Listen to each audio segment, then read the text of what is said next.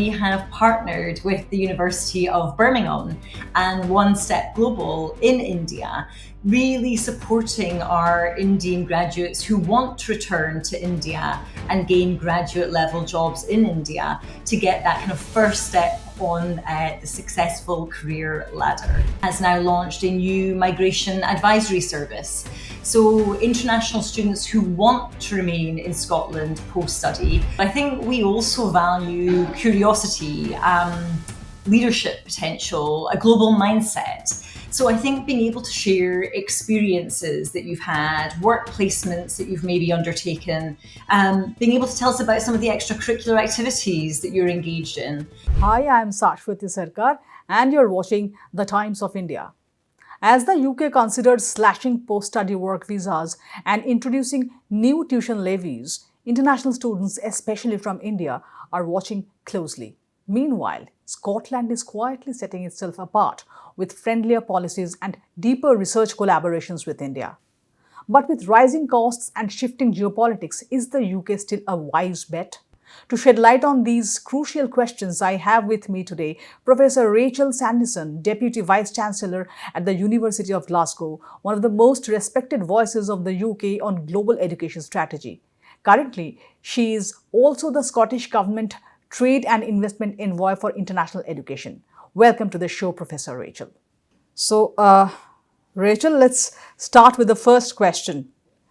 Rachel, the UK government's white paper has proposed slashing the graduate route from 2 years to 18 months and introducing a 6% levy on international student tuition. How is Glasgow preparing for these proposals to become policy? Yeah, well, firstly, thank you so much for the opportunity to speak with you today. I really appreciate it.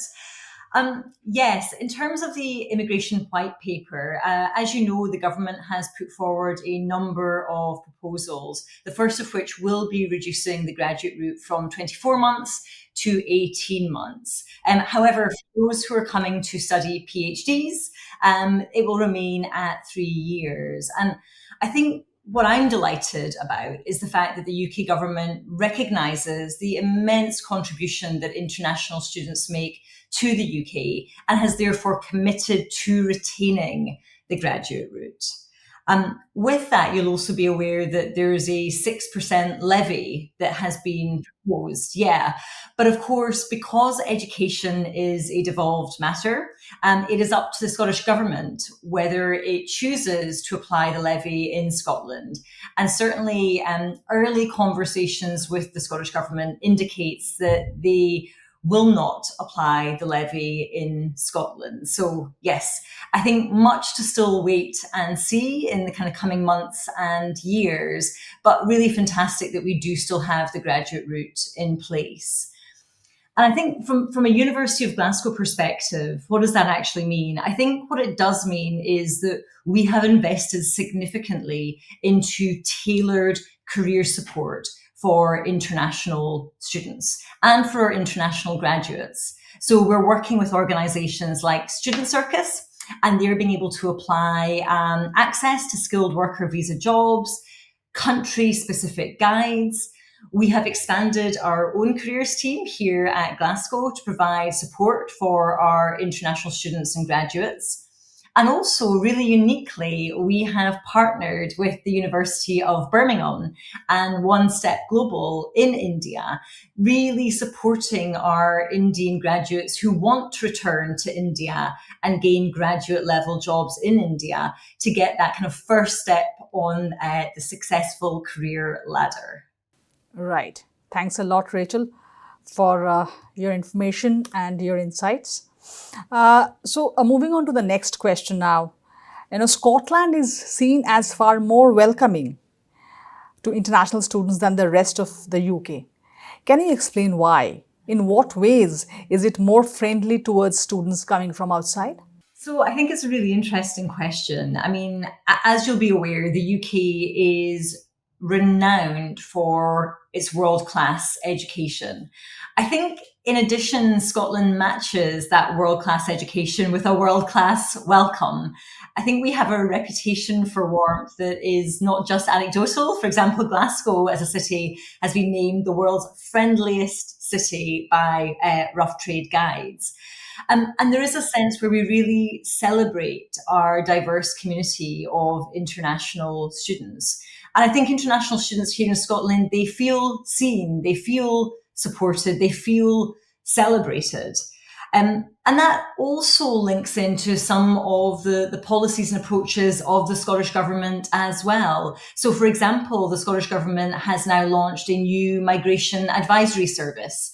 So international students who want to remain in Scotland post-study can access that migration advisory service and get dedicated support and advice and links to local companies who are hiring international talent. So, I think there absolutely is a culture of welcome and community in Scotland that we're very proud of. No, if there's a comparison between Scotland and UK, Scotland vis-a-vis UK, what would be your observations in terms of friendliness? How is Scotland more welcoming towards? So I don't think that I would compare Scotland to the rest of the UK, but what I would say is that Scotland is really famed for its warmth, its friendliness, for embracing diversity, and for being a really inclusive environment for our international students to flourish. Okay. So, as you're aware, Rachel, that Glasgow has teamed up with Biocon for MSc Biotech placements, IISER Pune, LIGO India and Delhi. How do these partnerships translate into real benefits for Indian students, both in Glasgow and back home? Yeah, so I think we're really proud of the long-standing partnerships that the University of Glasgow has held with Indian institutions, but also with Indian industry. And I think these partnerships are not just about prestige. They deliver real-world opportunities to our students. So they include things like student placements, opportunities for research collaboration, joint educational programs, and of course, global exposure.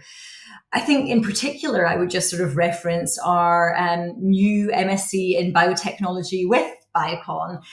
That is a new program that will provide a 6-week placement to students on it to spend time at Biocon in Bengaluru and to get that really rich experiential learning as part of their degree. So I think, we, through these partnerships, are enhancing our educational offering, but also our employability offering for our international students. Okay, now moving on to our next question, Rachel. For students applying to Glasgow, especially in competitive fields like data science or law, what non-academic factors have actually tipped the balance in your admissions decisions? Yeah, so of course, educational attainment is really important, but I think we also value curiosity, leadership potential, a global mindset. So I think being able to share experiences that you've had, work placements that you've maybe undertaken, being able to tell us about some of the extracurricular activities that you're engaged in. I think across the board, we're looking not just at educational qualifications, but aptitude. So looking at things like problem solving, team working, communication skills. Really, what contribution would you be able to make as a member of our Team U of G community here at the University of Glasgow? So whilst qualifications, of course, are vitally important, we are also looking at aptitude and potential as well. So the next very important question is about the rising costs, living costs. Rachel, with tuition fees and living costs rising across the UK, including Scotland, have you noticed a shift in the kind of Indian students now applying?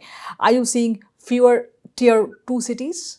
So interestingly, and I'm really delighted with this, this recruitment cycle, the University of Glasgow has actually seen an 8% increase in offers to Indian applicants. And our Indian applicants are becoming more diverse. So, in addition to the kind of traditional cities of Mumbai, Delhi, Bengaluru. We are also seeing more applications from Coimbatore, from Jaipur, from Noida. Which is fantastic.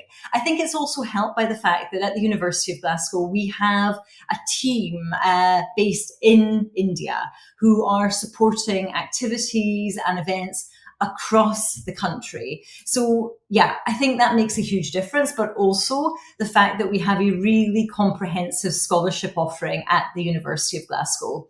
We have a range of scholarships for international students, but we have very specific scholarships for students from India. So I think for all of these reasons, we are seeing real growth and interest from across India, and we're making more offers than ever before to Indian applicants. So Jaipur, Coimbatore, Noida, these are the tier 2 regions where you're seeing the most, more applications from, right? Apart from the tier 1 cities. Yeah, so we are seeing more from there, but actually from a range of tier 2 cities.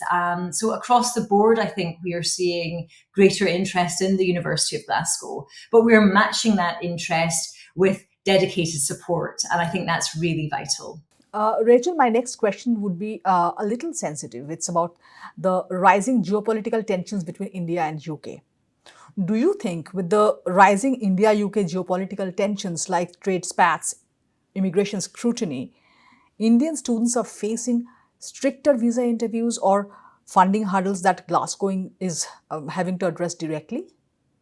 So I can only speak from a University of Glasgow perspective on this. Yeah, that's a question about if you are seeing Indian students facing more hurdles, how Glasgow is having to address it directly. Yeah. So we haven't seen our Indian applicants facing more hurdles, first and foremost, which I think is good news. But of course, we are committed to supporting genuine, high quality applications from India. I think what is really important is the support, advice, and guidance that we are providing so that actually Indian applicants understand what is required in terms of educational qualifications, in terms of financial commitment. We want to ensure that if they come and join us at the University of Glasgow, they can be successful. They can go on to have really successful academic careers and graduate outcomes with us. So that starts with ensuring that they have access to the right support and information to guide their decision making. Now, coming to, shifting our focus a little bit away from Glasgow, Scotland, and UK. New Zealand has scrapped IQA red tape for Indian degrees, and it offers a 3-year post-study work visa. It has also slashed processing times. Is New Zealand now a serious contender for Indian students priced out of Canada and the UK? What do you think? What should they watch out for beyond the low entry barriers? Yeah, so I think, quite rightly, students are exploring all of their options. And I don't think any country or any university can be complacent in this space. But low entry barriers, to my mind, whilst they may be attractive and understandably so, they're not the whole story. I think, you need to understand what is the right fit for you in terms of the academic environment that you're going to, in terms of the city, the country. What is it that will best suit your needs, both now, but also in the future? So whilst I think that, of course, New Zealand is a competitor to other major host markets, I think students are weighing up a range of options and are making the decisions that best suit their immediate needs, but also their future aspirations. Now, Rachel, that brings me to the last question of this very insightful discussion. Rachel, in an era where immigration policies shift overnight and global rankings can't guarantee trust, what's one thing international students should look for beyond brochures when choosing a university abroad? Yeah, I think this is a really interesting question for me. I might start by saying in the UK, we're home to 17 top 100 world universities. So as I mentioned at the beginning, we are renowned for delivering world-class education. But I do think more and more students are looking beyond just the league tables. They only tell part of the picture. I think students are really interested in understanding more about the high quality teaching that will be delivered, the career outcomes that they will gain, and also the global recognition of their degree. I think also, quite understandably, you want to know that you're coming to a safe, welcoming environment.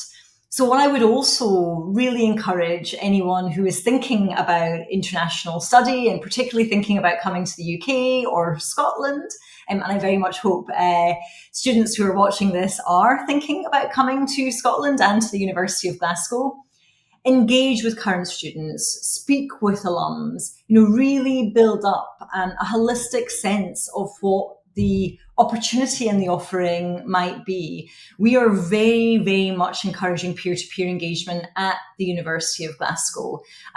We believe that we are world changing Glasgow. We are bringing together a community of world changers, and they are really happy to share their experiences and story with prospective students and applicants. So if you haven't already, have those conversations, make those connections, and understand what that opportunity at a higher education of your choice may offer to you.